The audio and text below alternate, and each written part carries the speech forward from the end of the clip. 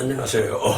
해오름교회 평신도신학 9번째 시간이 되겠습니다.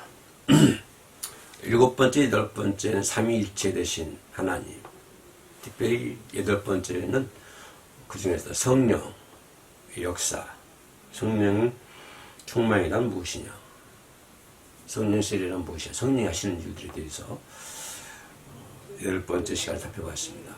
오늘은 평신도 신학 9번째 시간으로서 이름들, 예수의 이름들, 예수의 이름들이 어떤 의미를 가지고 있느냐 몇 가지만 살펴보겠습니다. 우리도 보면 이름들 다 의미가 있지 않습니까? 그죠? 또 한자 풀이를 하면서 이름에 대한 의미를 가지고 있는데, 성경 속에 나와 있는 것도 전부 다 이름에 대한 그 풀이가 있습니다. 그래서 그리스도의 이름들, 예수님의 이름들이 어떤 이름들을 가지고 있고 어떤 의미를 가지고 있느냐. 하나 여호와의 이름에 대해서는 많은 것들이 필요합니다. 많은 연구가 필요하고 상당히 범위가 넓죠. 그래서 거기에 비하면 예수 그리스도의 이름에 대해서는 그것보다 약간 좀 범위가 적다고 하는 것을 먼저 말씀드릴 수가 있겠습니다. 먼저 그리스도의 이름은 예수 라고 하는 이름을 가지고 있죠. 예수 이 명칭은 구원하다, 구원을 이루다 그런 의미를 가지고 있습니다. 히브리어 명칭이죠. 헬라어는 여호수아 헬라형인데요. 예수의 이름은 어디서 나왔냐면 처음에 천사들에 의해서 지어진 이름이 예수잖아요. 그럼부터 나오겠습니다만은 천사 지시에 의해서 뭉치는 것이 예수인데, 마태복음 1장 21절 말씀 보면 그게 이렇게 나와 있습니다.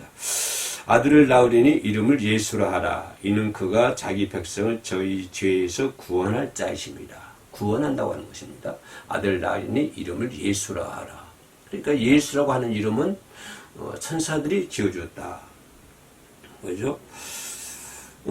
특별히 예수라고 하는 이름은 예수님의 구원사역, 구원자, 구원이라는 의미를 가지고 있다고 그랬죠. 예수님의 구원사역에 대한 의미를 많이 가지고 있다. 예수라는 이름 속에는요. 그렇게 생각해 볼 수가 있습니다. 여호수아라고 했잖아요. 히브리어는, 히브리 명칭 여호수아인데, 여호수아 이름은 구약상에 보면 두 사람이 있어요. 첫째 뭐냐면은, 눈의 아들 여호수아, 모세가 뒤를 이어가지고 가나안까지 이스라엘 민족을 지도했던 눈의 아들 여호수아. 다른 하나는 여호사닥의 아들이 있습니다. 여호사닥의 아들. 이 사람은 또 누구냐면은, 이 사람은 하나님의 백성의 죄를 짊어진 대제사장. 여호사닥의 아들 여호수아는 대제사장이었고, 눈의 아들 여호수아는 가나안까지 이스라엘 백성을 이끌어가는, 인도하는 지도자였다 라고 하는 것을 볼 수가 있습니다. 이것이 이제 예수 또 여호수아 이름 의미를 가지고 있을 것 같아요. 예수라는 의미는 천사들이 지어진 명칭이고, 구원은 죄에서 자기 백성을 구원할 자시다 그런 의미를 가지고 있다고 하는 것입니다. 그 두 번째는 또 예수 이름 말고 그리스도라고 하는 이름을 가지고 있습니다. 그리스도라는 이름은 어떤 의미를 가지고 있냐면은, 여러분 잘 알다시피 그리스도 그러면 기름 부음을 받은 자라고 하는 의미를 가지고 있습니다. 그래서 구약의 메시아와 같은 뜻이죠. 구약 속에 있는 메시아 같은 뜻을 가진 그런 기름 부은 자. 그러면 구약 시대는 어떤 사람이 기름 부음을 받았냐면은 왕들, 왕 대관식 때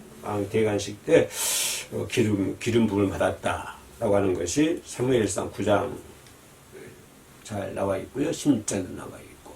그러니까 왕이 임명받고 대관식 때 기름 부음을 받았고, 또 이때 뭐라냐면 여호와의 기름을 부음 받은 자, 여호와의 기름을 부음 받은 왕 대관식 때 기름 부음을 받고, 이때 혹은 뭐라고 얘기했냐면 여호와의 기름 부음을 받은 자라고 사무엘상 24장 6절 말씀이 기록이 되어 있습니다. 아무튼 왕 대관식 때 왕에게 기름 부음을 했고요. 또 이 제사장들도 제사장이 될 때는 정기적으로 기름 부음을 받았다. 라고 하는 것이 시편 출애굽기 29장 7절 말씀에 기록이 되어 있습니다. 그러니까 왕도 기름 부음 받았고 제사장도 제사장이 될 때 기름 부음을 받았다라고 하는 것을 볼 수 있습니다. 그러나 그럼 왕 있고 제사장 있고 삼직이 있는데 누가 빠졌죠? 예언자들이 빠졌잖아요. 그러면 예언자들은 기름 부음을 받았냐라고 하면 제사장 선지자들이 기름 부음 받은 것은 11개 이상 19장 16절에 한 번 나와 있어요. 한 번 나와 있어요. 선지자들이 기름 부음 받은 거. 그러니까 왕, 제사장, 선지자. 삼직이 있는데 이렇게 선지자들이 기름 부음 받은 것은 11개상 19장에 딱 한 번이 나와 있다. 그리고 왕, 대제사장, 그리고 선지자들은 한 번 기록되어 있다라고 하는 것을 참고적으로 말씀을 드릴 수가 있겠습니다. 그러면 기름 부음 받을 때 사용한 기름은 무엇이냐면, 기름 뭘 상징적으로 얘기하냐면 성령을 상징적으로 얘기하고 있습니다. 그죠? 성령. 기름은 하나님의 하나님의 신, 성령을 상징하고 있는 거예요.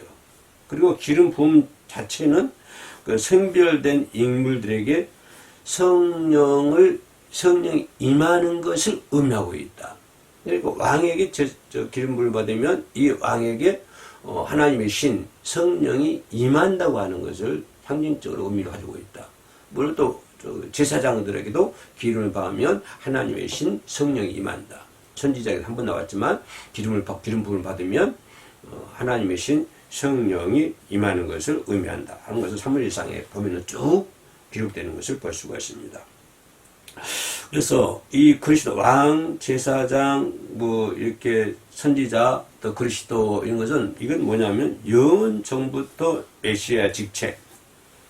그죠? 예수 그리스도는 피조물 아니까 영원 지척부터 왕적, 제사장적, 선지자적 역할을 하고 계시잖아요.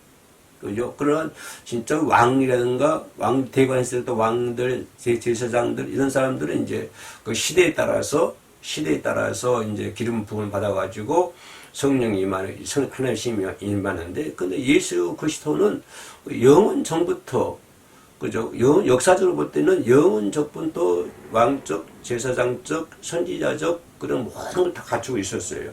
그죠? 다 그것에 임명되었으나 역사적으로 말할 때, 역사적으로 영원 전부터 그런 걸 다 가지고 계신 분이지만은 역사적으로 그가 기름 부음 받은 것은 성령으로 잉태된 것을 의미하고 있다. 잉태됐을 때, 누가복음 1장 35절에 나와 있는 말이요. 성령으로 잉태됐을 때, 그가 그런 직책을 역사적으로 나타났다라고 하는 것을 볼 수가 있습니다.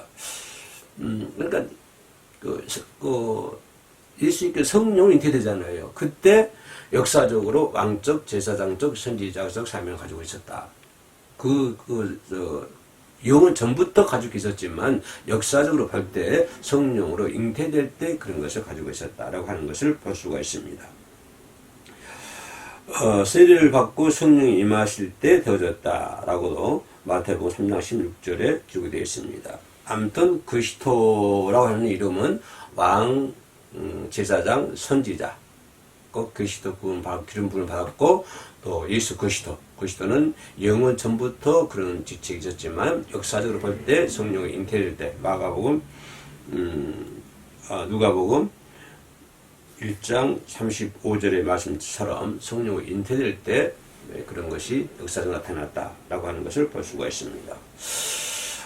또 그리스도란 말 외에 어떤 이름이냐면 인자라고 하는 말을 신학에 많이 나옵니다. 인자. 그럼 인자라는 이름은 어떤 뜻을 가지고 있느냐 생각해 볼 수 있는데요.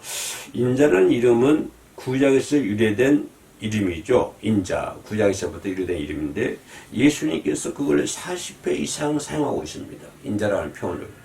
그죠?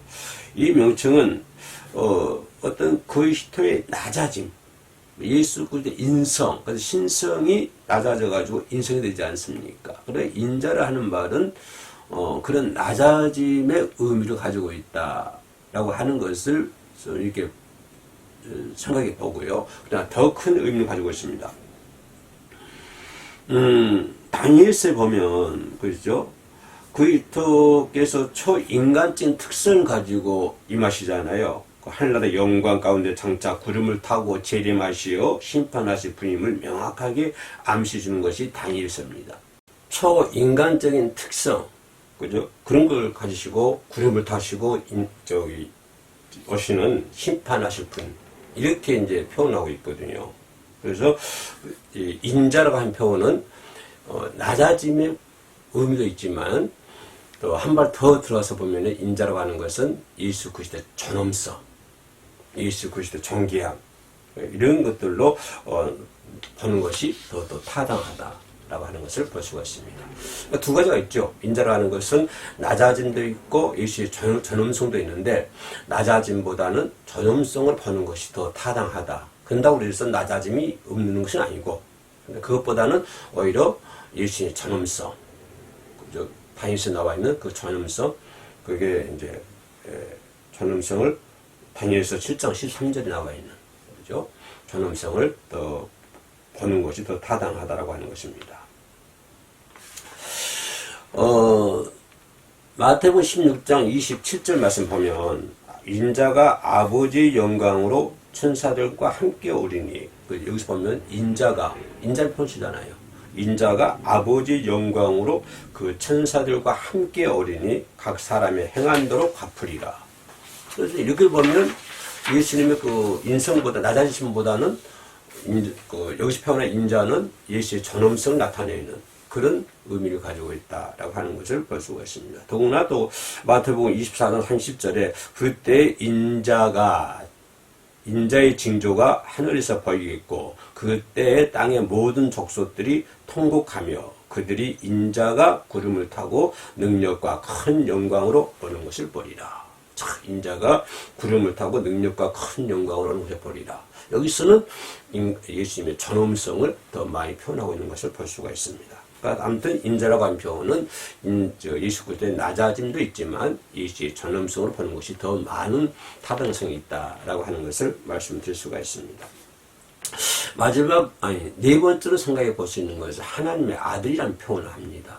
그죠? 생각이 많이 나오죠? 하나님의 아들, 예수 그리스도를 하나님의 아들이라고 표현해요. 하나님의 아들이라고 하는 것은 누구누구 태어났다고 하는 것이 의미하잖아요. 아들이라고 하는 것은. 그래서 여기서 하나님의 아들이라 이러면 첫째로 탄생의 의미를 가지고 있습니다. 예수의 탄생의 의미. 그죠? 예수님의 탄생의 그 초자연적인 방법으로 태어났잖아요. 인간의 방법이 아니고 초자연적 방법으로 인간 태어났었기 때문에 초자연적인 방법으로 태어났었기 때문에 그를 가리켜서 하나님의 아들이라 불렀다. 이렇게 정리를 해볼 수가 있겠습니다. 그래서 하나님의 아들이라는 것은 예수 그리스도의 탄생에서 탄생의 의미를 사용하고 있다라고 하는 것을 볼 수가 있습니다. 누가복음 1장 32절 말씀 보니까 저가 큰 자가 되고 지극히 높으신 이의 아들이라 일컬을 것이요. 아들이라 일컬을 것이요. 그래서 지극히 높으신 이의 아들, 누구 아들입니까? 하나님의 아들이라고 하는 것입니다. 하나님의 아들을 일컬을 것이요. 주 하나님께서 그 조상 다윗의 위를 저에게 주시리라. 누가복음 1장 32절에 나와 있는 말씀입니다. 그래서 하나님의 아들이라고 하는 것은 탄생적인 예수 그리스도 탄생적인 의미를 가지고 있고 또 한 가지 볼 수 있는 것은 이 명칭은 하나님의 아들이라는 것은 메시아적 어떠한 의미를 가지고 있다. 그죠? 메시아적 의미를 사용하고 있다. 메시아는 하나님의 후사잖아요. 그 대표자는 뜻입니다. 메시아 그러면 무슨 의미를 가지고 있나요? 메시아 그러면 하나님의 후사 그리고 대표자 이런 뜻으로 하나님의 아들이라고 불렀다라고 하는 것을 볼 수가 있습니다. 메시아적 의미를 가지고 있다. 그래서 하나님의 아들이라고 불렀잖아요. 그죠? 하나님의 후사요, 모든 것의 대표자요, 그죠? 이런 뜻을 가지고 있는 것이 하나님의 아들이었다. 그러면 이 하나님의 아들이라고 하는 표현을 사용하는 것 누구 생각나는 거 있습니까? 이 마귀도 그 표현을 하잖아요. 마귀는 그 표현을 하는 것입니다. 마귀는 이 명칭을 메시아적 의미를 사용하고 있어요. 그 뭐라고 그래요? 거기 보니까 마태복음 8장 29절 말씀 보니까 이 마귀하는 거예요. 이에 저희가 설질러 가로되 하나님의 아들이요 우리와 당신 무슨 상관이 있나이까? 때가 이르기 전에 우리를 괴롭게 하려고 여기 오셨나이까? 여기서 마귀도 하나님의 아들이요 라고 표현하고 있습니다. 이것은 이제 메시아적 의미를 가지고 있는 거예요. 마귀도 메시아적 의미를 가지고 이강는 것이 볼 수가 있죠. 그래서 메시아는 하나님의 후사, 하나님의 후사, 대표자 그런 의미를 가지고 있다. 또 한 번 더 깊게 들어가면 메시아 아니 하나님의 아들 그러니까 상관한 게 뭐예요? 그러면 성부, 성자, 성령 삼위일체로 삼위일체의 의미를 사용하고 있다. 하나님 아들이라는 말은 그렇죠. 그래서 마태복음에 여러 구절이 나오는데요. 하나님의 아들이라는 명칭은 소위 삼위일체 중에서 메디 제2위를 가리키고 있잖아요. 삼위는 성령이고 1위는 성부, 성자, 성령.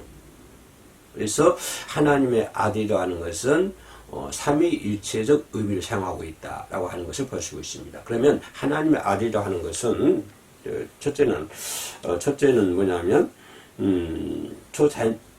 예수님의 탄생의 의미를 가지고 있고 둘째는 메시아적 의미를 가지고 있고 세 번째는 삼위일체 제2의 명칭을 사용하고 의미를 가지고 있다 라는 의미로 우리가 생각해 볼 수가 있겠습니다. 이렇게 하나님의 아들이라는 이름을 가지고 있고요. 마지막으로 예수 그리스도도 다른 표현은 뭐냐면 주라고 하는 표현을 많이 씁니다. 성경에서 보면 그렇죠. 주라고 하는 건 일반적인 것을 생각하면 나의 주인, 또 나의 소유자 그런 의미를 가지고 있거든요. 주라는 의미, 그리스도를 주라고 많이 표현하거든요. 그리스도 주란 말은 주인이라는 의미를 가지고 있고 소유자는 의미를 가지고 있습니다. 그래서 신약 성서에서는 주라고 하는 그런 단어를 많이 써요.